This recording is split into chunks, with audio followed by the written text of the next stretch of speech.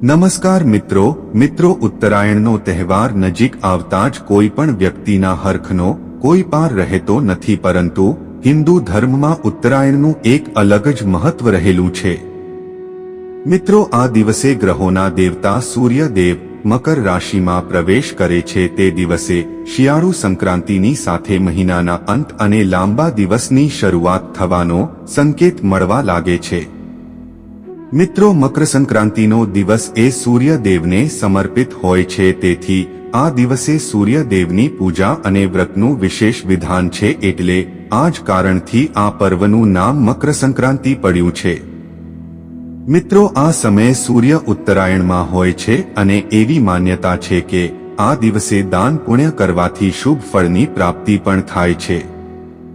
આ સિવાય મિત્રો, ઉત્તરાયણના દિવસને લઈને એવી ધાર્મિક માન્યતા છે કે મકર સંક્રાંતિ પર દાન સિવાય પણ કેટલીક ખાસ વાતોનું ધ્યાન રાખવું પડતું હોય છે, જેથી કરીને દરેક વ્યક્તિના જીવનમાં સુખ અને સમૃદ્ધિ જળવાઈ રહે। તો મિત્રો, આજના વિડીયોમાં આપણે એ જાણીશું કે મકર સંક્રાંતિના દિવસે આપણે શું કરવું અને શું ન કરવું જોઈએ। સૌપ્રથમ મિત્રો, મકર સંક્રાંતિના શુભ સમયની વાત કરીએ તો મકર સંક્રાંતિ 14 જાન્યુઆરી 2023ના રોજ રાત્રે 8:43 થી શરૂ થશે, પરંતુ ઉદ્યતિથિ અનુસાર આ વખતે મકર સંક્રાંતિ 15 જાન્યુઆરી 2023ના રોજ જ ઉજવવામાં આવશે। મિત્રો, મકર સંક્રાંતિના દિવસે પુણ્યકાળ અને મહાપુણ્યકાળ દરમિયાન સ્નાન અને દાન કરવું ખૂબ જ ફળદાયી માનવામાં આવે છે, તેથી આ વખતે પુણ્યકાલ મુહૂર્તનો સમય 15 જાન્યુઆરીએ સવારે 6:47 થી શરૂ થશે અને સાંજે 5:40 થી સમાપ્ત થશે અને મહાપુણ્યકાળ સવારે 7:15 થી 9:06 સુધી ચાલશે। મિત્રો, વિડીયોમાં આગળ જોઈએ તો સૌપ્રથમ તો આપણે મકર સંક્રાંતિના દિવસે ભૂલથી પણ આ કામો ક્યારેય ના કરવા જોઈએ, જેવા કે મિત્રો, મકર સંક્રાંતિના દિવસે ભૂલથી પણ રાતનું બચેલું કે વાસી ભોજન ન ખાવું જોઈએ, કેમ કે આના કારણે તમારી અંદર વધુ ગુસ્સો અને નકારાત્મક ઉર્જાનું વર્ચસ્વ રહે છે।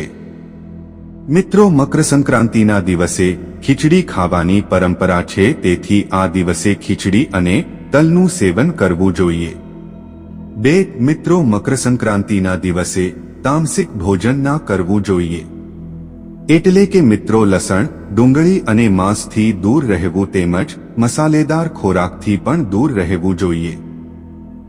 મિત્રો, મકર સંક્રાંતિના દિવસે કોઈ ગરીબ કે નિરાધાર વ્યક્તિનું અપમાન ક્યારે પણ ના કરવું જોઈએ।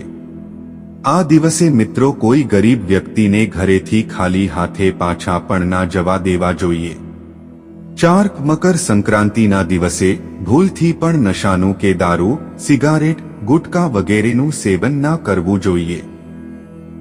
મિત્રો, મકર સંક્રાંતિ એ પ્રકૃતિની ઉજવણી કરવાનો તહેવાર છે, એટલે આ દિવસે ઘરની અંદર કે બહાર કોઈ પણ વૃક્ષને કાપવું નહીં।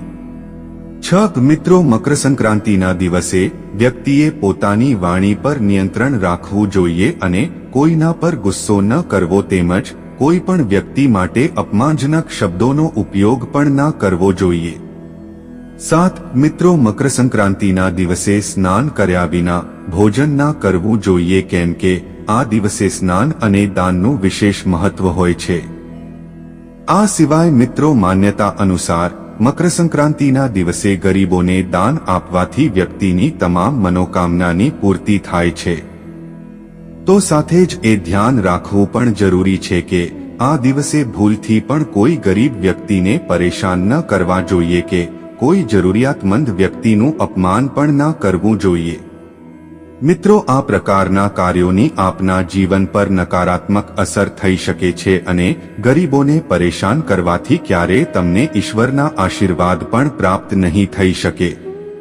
આ દિવસે મિત્રો, જો તમારા ઘરે કોઈ માંગનાર વ્યક્તિ કે ભૂખ્યો માણસ આવે તો તેને ખાલી હાથે ક્યારેય પાછો ન મોકલવો જોઈએ। મિત્રો, મકર સંક્રાંતિના દિવસે શું કરવું જોઈએ તે વિશે વાત કરીએ તો મિત્રો, મકર સંક્રાંતિના દિવસે સૂર્યોદય અને સૂર્યાસ્ત સમયે પૂજા કરો અને તેની સાથે સાથે જ સૂર્યદેવને જળ પણ અર્પણ કરવું જોઈએ। આ દિવસે મિત્રો તલ, ગોળ અને ખીચડીનું દાન કરવું પણ ખૂબ શુભ માનવામાં આવે છે. તેમજ આ દિવસે તર્પણ કરવાથી ઘરમાંથી પિતૃદોષ દૂર થાય છે અને પિતૃઓની આત્માને શાંતિ મળે છે. તો મિત્રો, આજનો આ વિડિયો પસંદ આવ્યો હોય અને માહિતી સારી લાગી હોય તો વિડિયોને લાઈક કરીને અમારી આ ચેનલને સબસ્ક્રાઇબ કરી બાજુમાં આપેલ બેલને દબાવવાનું ભૂલતા નહીં. અને મિત્રો, કોમેન્ટમાં ઓમ નમઃ શિવાય તેમજ તમારા ઇષ્ટદેવનું નામ જરૂરથી લખજો, જેથી કુળદેવતાની કૃપા સદાય આપણા સૌ પર બની રહે.